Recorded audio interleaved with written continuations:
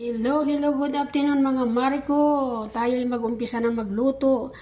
Alam niyo na kung ano aking lulutuin. Meron po akong spices dyan. Meron tayong black pepper, meron tayong cinnamon, meron tayong bay leaf, at saka meron tayong kusbara na bilog. At siyempre meron tayong kamatis na binilit. At siyempre meron tayong sibuyas. At meron tayong asin, kamun, at Maggi cube, at saka buharat ng kabsa. Ang lulutuin po natin ngayon ay kabsa po na American rice. Ayan po, meron akong 4 na manok. Bali, ilan ba yan? 2 kalahati po ang ating lulutuin. Sa amin na lahat yan, siyempre pa. 2 klase po ang ating lulutuin mga kababayan, mga kapatid. Yan, ito po ay para sa kabsa lang po yan. Tapos dito naman sa kabila ay gagawa tayo ng jiris.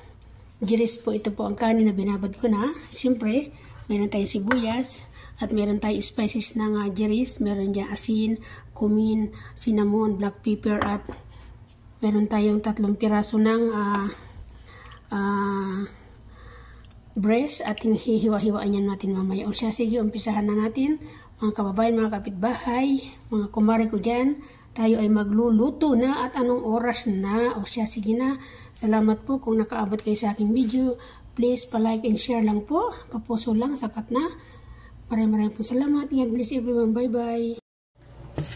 Ito po yung gagamitin nating bigas. Malalaki siya. Ang tawag namin dito ay American rice. Yan. Mamaya huhugasan natin yan.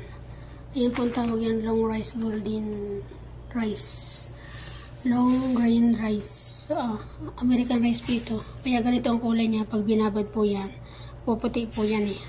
Mamaya hugasan natin. Siya. Hindi ko na po naipakita sa inyo kung paano po hinugasan. Ayan na po, sinalang ko na lang basta. Wala na po siyang tubig. Ayan. At isusunod na natin ang manok. Ang manok po ay nasa oven na po siya. Ilagay ko na rin po sa oven ang manok. Ayan.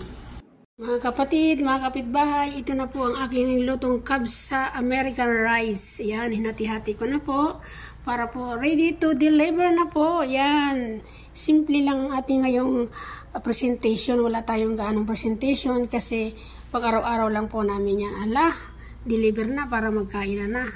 Ayan.